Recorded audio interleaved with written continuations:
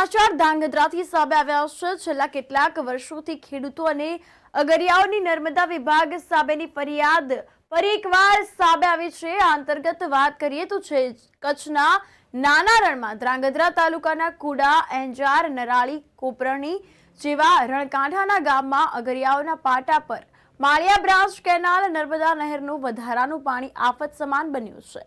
એક બાજુ અગરિયાઓની 4 મહિનાઓની તનતોડ મહેનત બાદ મીઠું પકવવામાં આવે અને તેના અંતિમ દિવસો નજીક આવી રહ્યા છે, તો ત્યારે મહત્વનું એ છે કે એ જ સમયે હજારો ક્યુસેક વધારાનું પાણી આવી જતા અગરિયાઓની જીવ અદ્ધરતલ જોવા મળી છે। તો આ સાથે છેલ્લા 10 વર્ષથી આ પરિસ્થિતિ યથાવત હોવાની રાવ સાથે અગરિયાઓ દર વર્ષે 1 થી 2 વાર નર્મદા નહેરનું પાણી આ જ રીતે તેમની મહેનત પર પાણી ફેરવી જાય છે તેમ તેઓએ જણાવ્યું હતું। આ અંતર્ગત મહેનતથી અલગ તારેલા ડિગ્રીવાળા પાણી માટે મીઠું પાણી ઝેર સમાન બની જાય છે, ત્યારે હજારો ટન મીઠું જે છે તે ફરી એકવાર નિષ્ફળ જવાની બુમરાહ સાંભળવા મળી રહી છે।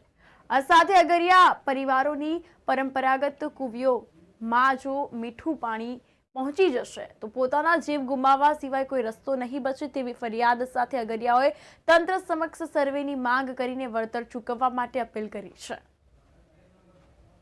મારું નામ ચકુજી ઠાકોર, અગરિયા આગેવાન। કચ્છના નાના રણમાં મીઠું પકવતા અગરિયાઓને નર્મદાનું વધારાનું પાણી આવવાથી ખૂબ મોટા પાયે નુકસાન થાય છે।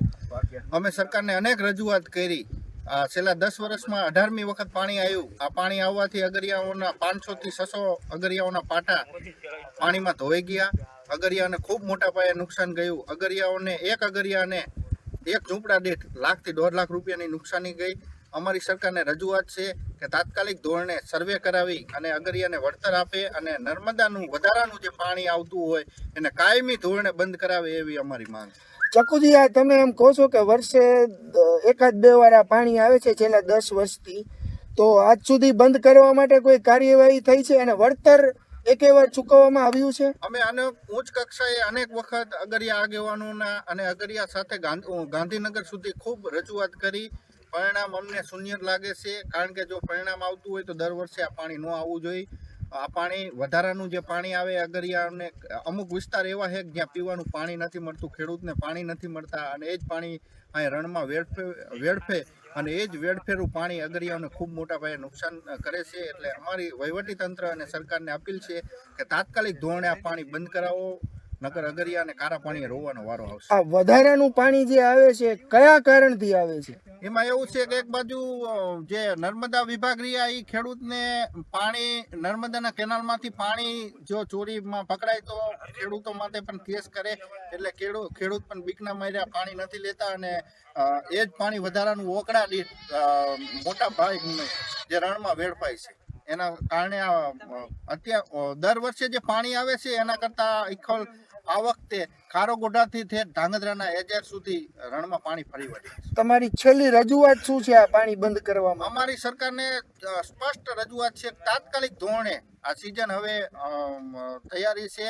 માર્ચ એપ્રિલમાં મીઠું પણ અગરિયાઓનું જો પાણી બંધ નહીં થાય તો મીઠું પણ નહીં ઉપડે એવી અમારી સરકારને તાત્કાલિક ધોરણે રજૂઆત છે। તાત્કાલિક ધોરણે નર્મદાનું વધારાનું જે પાણી રણમાં આવતું હોય એને બંધ કરાવો। મારું નામ ચકુબેન, અમે નરારી ગામના રહેવાસી અને રણમાં પાટા કરી ધાંગધ્રા તાલુકાના છે।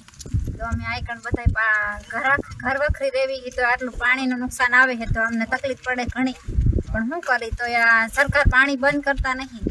બંધ કરે તો સારી વાત કહેવાય। અમારે 1.5 લાખની આમાં નુકસાની આવે તો અમારે ખાવાનું શું? અમે આટલા બાળ બચ્ચા લઈને રણમાં પડ્યા રહી આખી સિઝન, તો અમારે ખાવાની રોટલા ન અમને જડે કે શેઠ પૈસા ન આપે તો અમારા આમ પગ ગારા હોય તો અમે આખી ટાઈટ હોય તો અમે આ સિઝનમાં પડ્યા રહીએ। અમે તાલુકાના કુડા રણ વિસ્તારમાં જ્યાં અગરિયા પરિવારો પોતાનું મીઠું પકવીને ગુજરાન ચલાવી રહ્યા હોય છે, ત્યારે અનેક વખત નર્મદા વિભાગની ઘોર બેદરકારીના લીધે પોતાના મીઠા પકવવાના પાટામાં અવારનવાર પાણી ફરી વળી રહ્યું છે।